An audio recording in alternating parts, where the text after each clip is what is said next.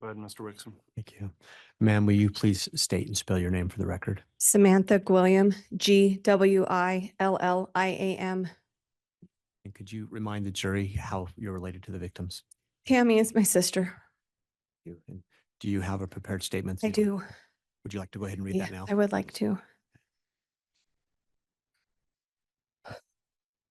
I speak out for my sister, Tammy Daybell, because she cannot speak for herself. She is dead.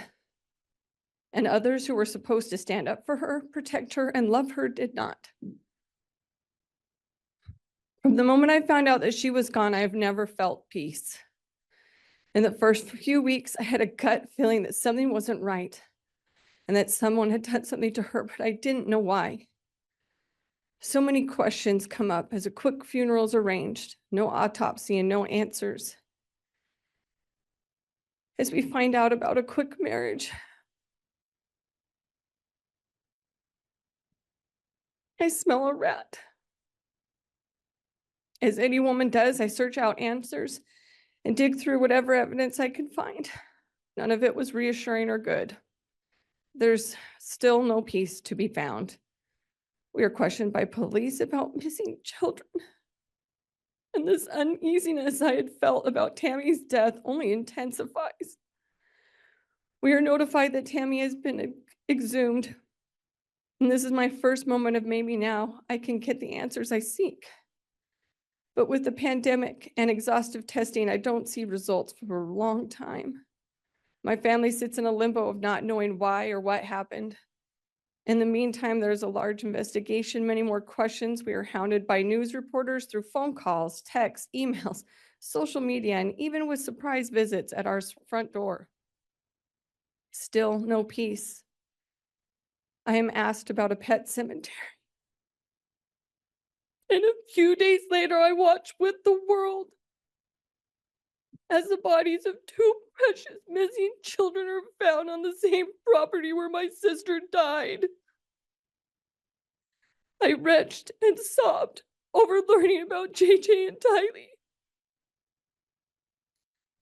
Two more victims and no peace to be found for anyone. When we finally get the long-awaited autopsy results, our worst fears are confirmed and we know that she was murdered. We have spent almost 5 years waiting for there to be peace.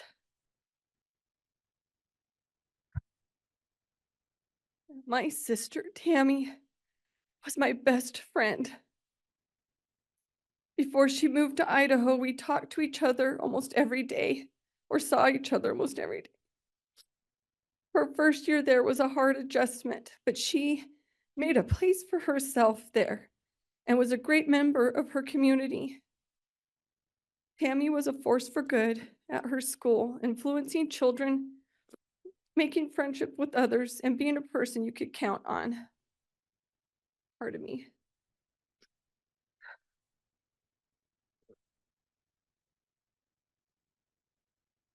She loved being a mom, and especially a grandma. She was so excited to be part of their lives. She was content and happy. Her and I had made plans that when we were old that we would live next door to each other. We helped raise each other's children. We were excited for the future. My last visit I had with Tammy is the last time I have felt any peace. I would not be a good sister if I did not defend Tammy as well. She was made out by some in this court as if she was lazy and fat and dying from an illness. Look at me right now. I am the same age as Tammy was when she died. She was in better health than I am right now. Do I look like I am dying?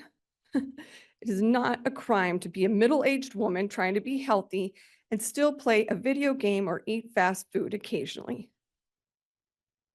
My sister was ripped from our lives.